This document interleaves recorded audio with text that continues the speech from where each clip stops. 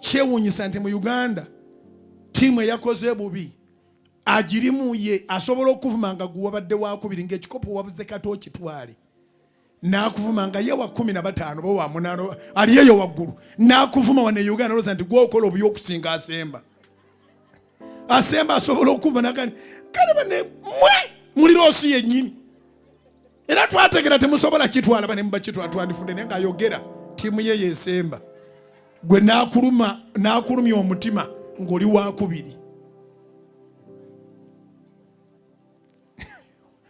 wangi basobola okulumya omutima n'onoonya n'omuguwa ng'oli wakubiri waliwo owasene yeetuze nga ebadde yakubiri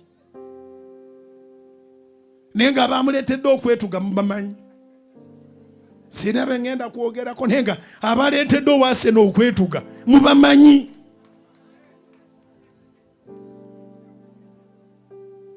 era nga n'ebifo byabwe bibi naye nga omusajja tuyeetuze nga babadde bakubiri bakugamba ekisooka kyakulemya ekitya ebyabwe tebabiriiko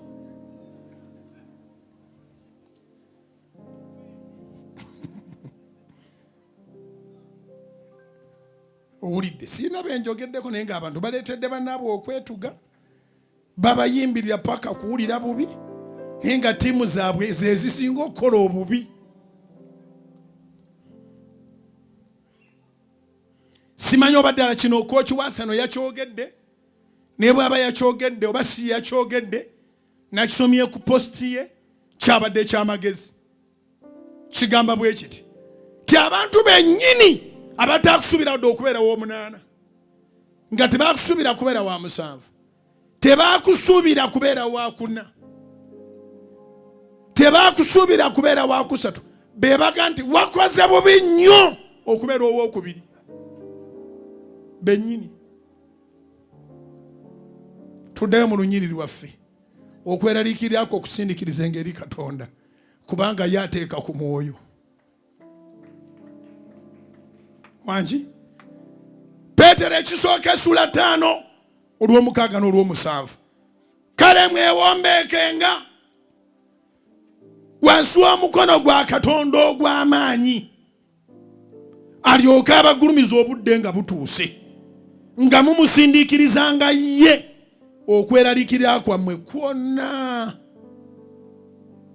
kubanga ye ateeka ku mwoyo ebigambo byammwe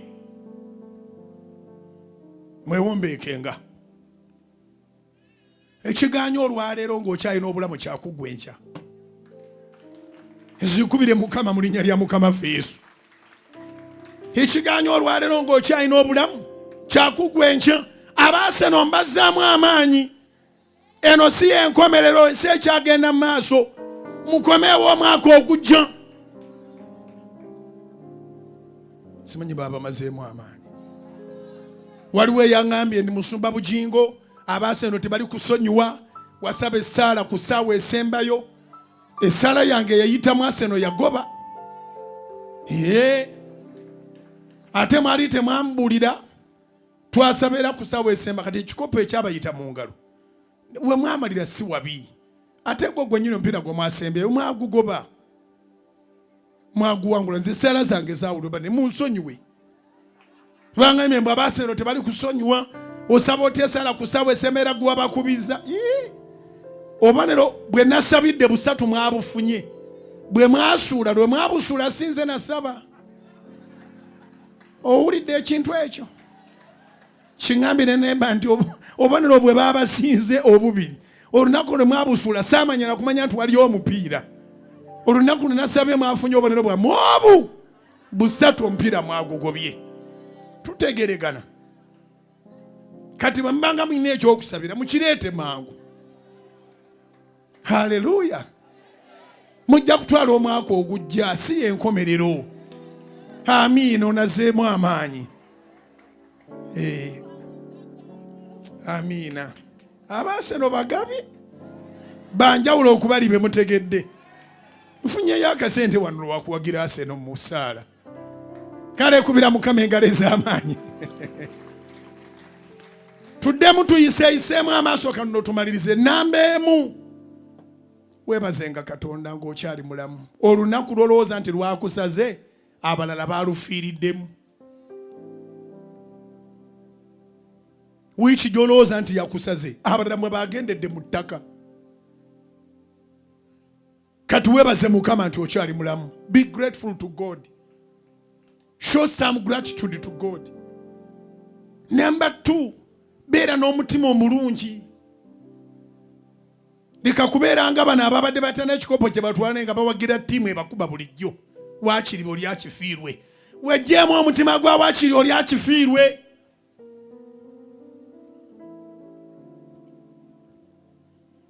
Kyotofunye ng'olaba oli wala nakyo.